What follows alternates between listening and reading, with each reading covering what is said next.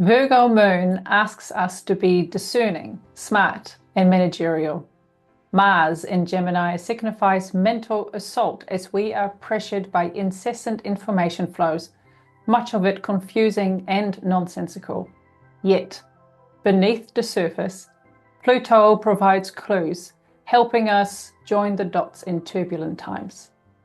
Hey there, Truth Seeker. Welcome to the Star Kittens community where we discuss 13 sign astrology. Are you in alignment with your divine design? Do you want to master the metaphysical reality? Open the doors of perception.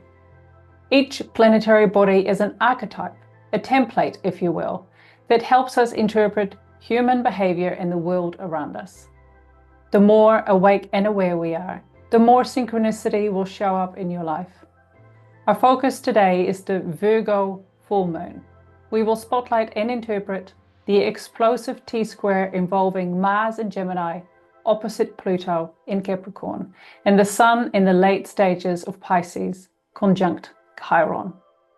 To help us reach more souls with this important message, please like, share, and subscribe. There is a lot going on, so let's jump in.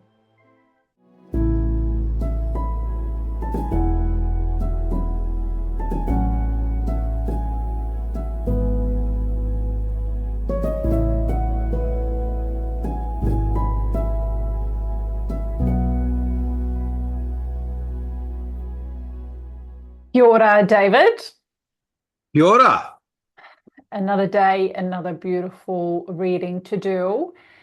Yes. We have just changed clocks here in New Zealand, and I don't know about you, but it really assaults my body, just that whole swinging time zones, really. And it's just so interesting that there are certain places on the globe, one pretty close, Queensland in Australia, and they just don't do daylight saving changes. So maybe we should move there. No. Today we are going to talk about the full moon in April, and it is occurring here in New Zealand on the 13th of April at 12:22 p.m. What is the overview for us? Well, it's in Virgo, and Virgo broadly represents health and well-being, and therefore the mind-body relationship. This full moon also involves a T-square with Mars and Gemini, and Mars and Gemini represents loud, brash, forceful, and aggressive communications. And Mars is sitting opposite Capricorn, and where Pluto has just arrived. And Pluto and Capricorn signals deep institutional transformation, systems and structures governed by Saturn's ruler, which is Saturn, which is the ruler of Capricorn, that underpins our reality. So Pluto and Capricorn is about big change to the political, to the economic, to the social, legal, regulatory, and judicial frameworks, to education and healthcare systems, to capital markets, to international trade. The Sun sitting opposite in Pisces, conjunct with Chiron, triggers deep existential crises in the collective unconsciousness, relating to alienation, separation, anxiety, shame, pain, guilt, and sorrow that manifest both in our bodies, Virgo, at an individual level, and also the body of Earth, Capricorn, at the collective level. Combine all of these elements, and we see tension in the collective, especially as Pluto signals the slow breakdown of societal systems and structures, institutions, and frameworks that have been around since 1776, the last time Pluto was in Capricorn. Yes, and we've spoken about this a fair few times in previous blogs, but I am excited to just bring it back to the forefront this time. For those listening, just to give an overview, the Virgo moon is sitting at 29 degrees in Virgo. The Sun and Chiron both at 31 in Pisces. Mars is sitting at 27 degrees Gemini and Pluto at 3 degrees Capricorn. So we'll start with Pluto. What is her energy signaling this time?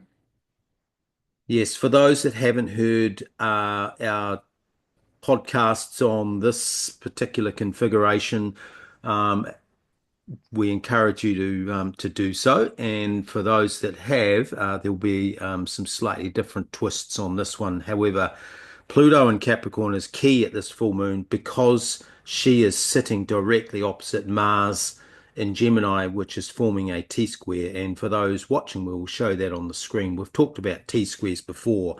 Effectively, it's a triangle shape where you have different planetary bodies at each of those points. And we've got uh, the sun and Chiron on one point, we have the moon on the other, and at the apex of that is Mars, and Mars is then in and of his self is opposite to Pluto and Capricorn. So there's a lot of energies flying around here. So we'll break these down piece by piece. So the Pluto and Capricorn signals the recalibration, the restructuring, and the reorganization of the three, or what we consider to be the three biggest pillars underpinning life on planet Earth, especially for those in the West, or those of us in the West.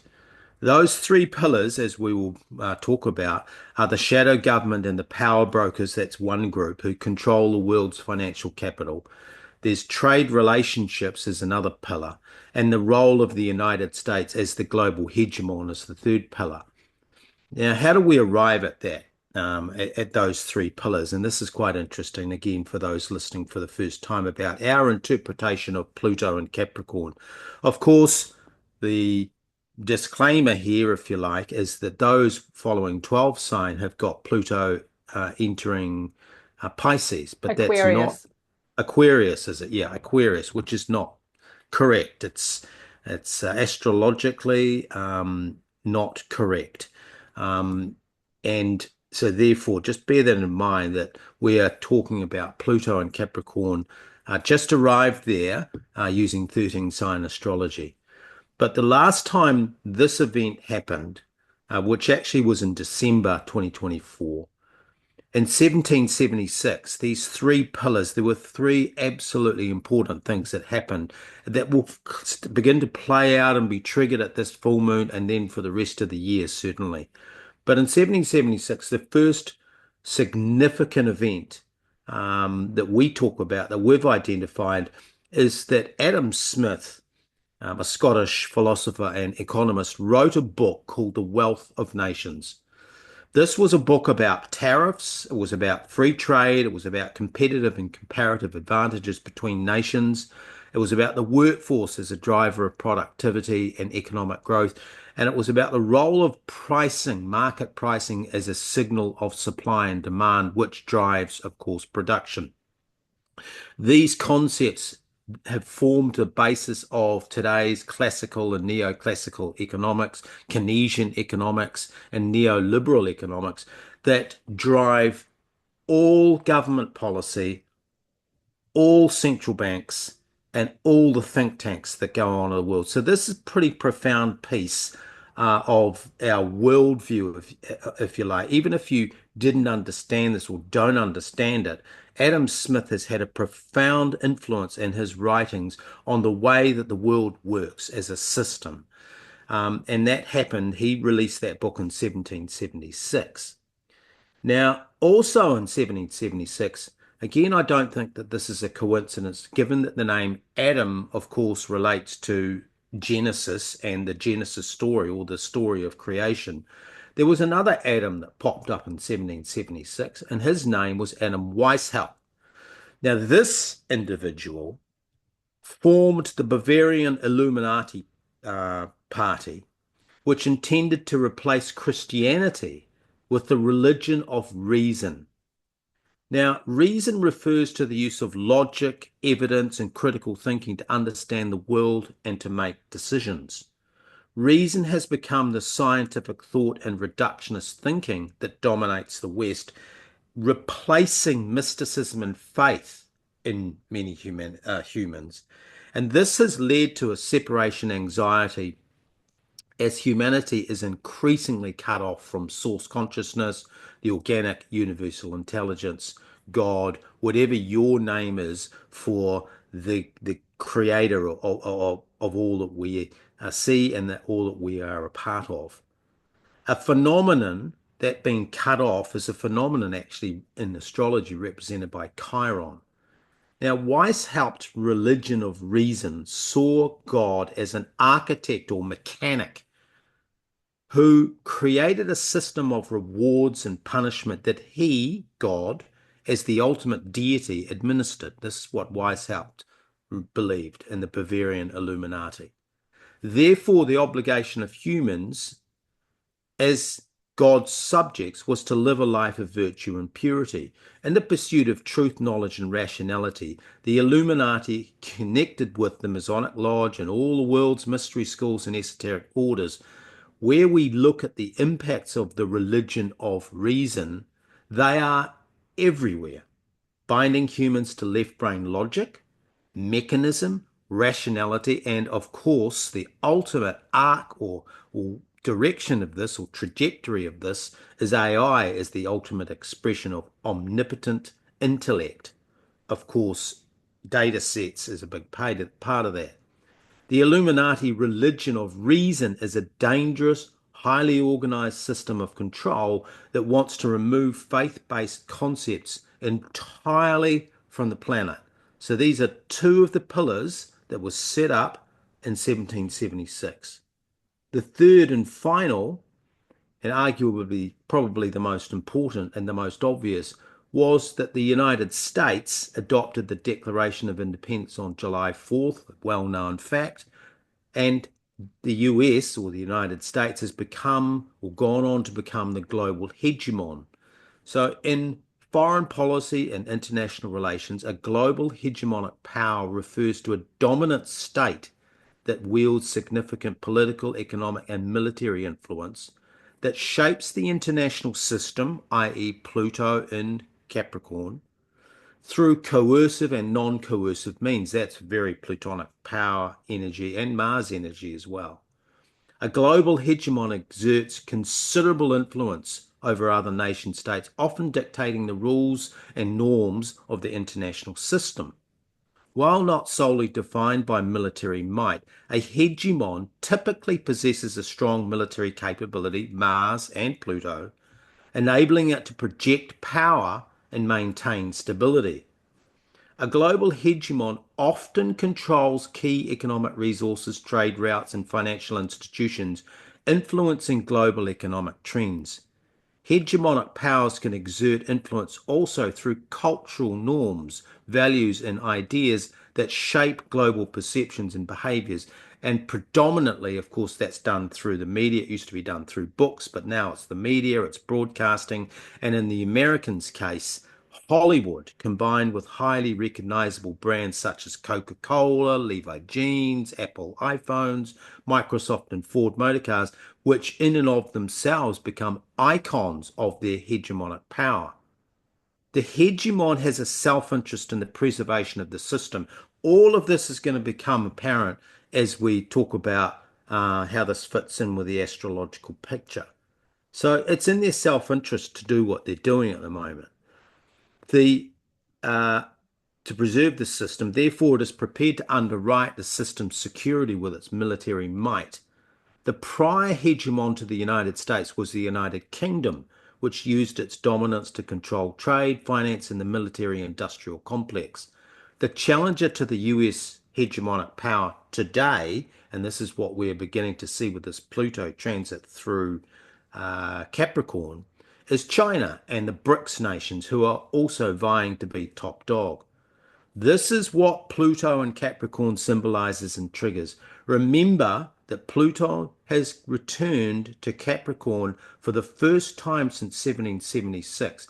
And the information I've just provided was all of that which was put in place, the big puzzle pieces, the big pillars of reality that were established and that are still booming and resonating today, 250 years later. All of that began in 1776 at the same time that Pluto was in this spot that she is today. What a time to be alive, because we Yeah, won't see this totally. again for another 250 or so years. So exciting. We just don't know what's going to happen. And I'm sure that most people are aware of the tensions between certain nations at this time. So Gemini is the first air sign, air thought, but we are talking about Mars, the very fiery planet in Gemini. So I would say that's a tricky combination, and on top of that, opposite Pluto. So how do you see that? Yeah, it is a really tricky combination, and you've got two masculine energies coming together. Mars and Gemini, but also the opposition to Pluto, which can't be ignored, and the fact that Mars is sitting as this apex in this T square, which means you've got all these energies between the Sun, the Moon, Chiron, and Pluto are actually expressing themselves through the top of that triangle, that geometric shape, and that the top of that is Mars. So this is a potent position for Mars to be in at this full moon. Of course, full moons also relate to what we call revelation and realization. And you and I were reflecting, weren't we, the other day at the quarter moon? 7 days. Of course, the full moon is 14 days. The moon cycle has those four pieces of 7, 14, 21, and 28. And at the seventh day is when you look in the night sky. Of course, the quarter moon often represents a mini full moon. And a lot of what happens under a quarter moon gives signals for what can happen under a full moon. Just a wee heads up there. So Mars in Gemini opposite Pluto triggers strong, unquenchable desire to communicate how we are feeling about all of that disruptive and never-ending change taking place. I don't think there's anyone on the planet, regardless of where they live, at least if they're connected to any media or connected to someone who's listening or watching any kind of media at all, will be aware that there's enormous change going on. And again, we correlate that to Pluto's entry into Capricorn. So this is not a surprise. Of course, in 1776, there would have been tremendous disruption. America was fighting for its independence, and Adam Weiss helped with that Illuminati Bavarian party. They were challenging the religion, which was Christianity of the day. They were completely going head to head. So you had two big institutions happening, and of course, the economic system was slowly being shaped into what it is today. But when Mars and Gemini opposite Pluto, we are being asked to engage in conversations through all the channels that are available to us, whether that's digitally, in real life, one-to-one, one-to-many. These conversations could, though, be raw, unfiltered, angry, and even confrontational. What we must recognize individually and collectively at this full moon and for the rest of 2025 is that a significant amount of emotional repression, anxiety, and discombobulation within the collective is surfacing right now, especially as the Sun has moved through Pisces. As he reaches the final degrees of that sign and conjuncts or converges with Chiron, we will see issues come to light individually and collectively in cultural and ethnic groups that have been oppressed by Capricornian institutions that have used, or hegemons, that have used economic, religious, and military power, hegemonic power, to conquer the world, to control and conquer and master reality. If we trace back to the 1700s, there have been four global hegemons: the Netherlands, France, the UK, and now the US. So this is a cyclical process. These powerful nation states, all in their own individual way, have repressed, oppressed, subjugated, controlled, and dominated the finance of the day, the culture of the day, trade and human labor, and the movement of labor. Pisces contains the collective memory of all of that and the collective memory of alienation, of displacement and disempowerment of humanity that is expressed in these cultural and ethnic groups, or bloodlines, if you like. We will see, or what we will likely see at this full moon and for the rest of the year, is open displays of anger and frustration that emerge from the depths of the collective, which lead to loud, brash, belligerent, and forceful communications represented by Mars in Gemini. Yes, and I'm curious to see how this is all going to play out in our own lives, because this full moon is on top of my natal sun. So I am gonna put on my big girl pants and see what's going to happen over the next few days. But Virgo, as you say, it is a health and well-being full moon. Of course, it is the second Earth sign, Virgo. So how is the moon energy kind of settling this all down? Yeah, of course, everything I've talked about is very yang or masculine or very outward, and it's about stuff going on in the world, and the moon relates to our inner planes and the inner world and how we absorb all of this. And this is why I think we've left the moon to last. A Virgo moon, as you mentioned, health and well-being is what we assign to a Virgo moon. The guardian of Virgo and Gemini, where Mars is sitting, is Mercury, which represents reason, rationality, left brain logic, and critical thinking, those faculties. Virgo moon, in the context of Mars and Gemini opposite Pluto and Capricorn, encourages us to use our discernment and our analytical abilities to look beneath the narratives that are being pushed in the media. I won't go into it here, but we regularly, you and I, again, talk about how I use data. This is a classic example of Mercury or mercurial energy, how I use data to tell a story and to actually push through some of the narratives. So I'll hear something in the news and then I'll use data to disprove or prove it. But that's a process. This key here is discernment, that the Virgo moon is, as we process these emotions, which can be quite turbulent, we need to just step back and just take a look at them, not suppress them, not push them away, not push them down, but actually take a look at them, examine them in the light of the analysis. The mind-body relationship is also very important to consider here insofar as the mental energies that we are that are being pushed at us through communication channels. If we don't deal with that and discharge it properly through active communication, through exercise, through mindfulness and meditation, through rest, through recreation, through sleep, through hydration and self-care, those energies will lodge in our bodies as stress. Mars in Gemini means that we are under mental assault. We are being pressured by information flows. We are overwhelmed with communication. There's social media, there's broadcast television, there's podcasts, there's streaming, there's music, there's wall-to-wall sport. It's all going on, right?